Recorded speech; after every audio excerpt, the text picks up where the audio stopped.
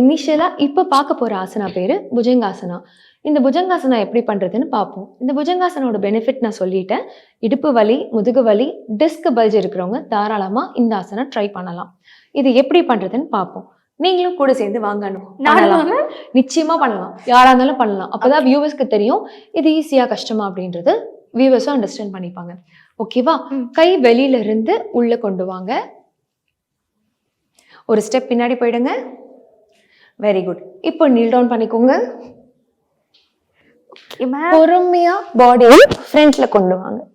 என்னமா பண்றீங்க? ஹெட் நல்லா ஆர்ச் பண்ணிக்கோங்க.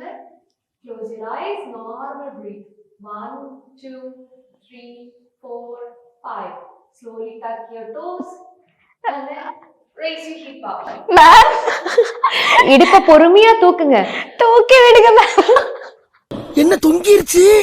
ஏய் ஏய் டாமி எந்திரி. ஏய் இப்போ ஒண்ணுமே இல்ல. இடுப்ப உள்ள தள்ளிட்டு அவ்வளவுதான். ஸ்லோவா கம் அப்.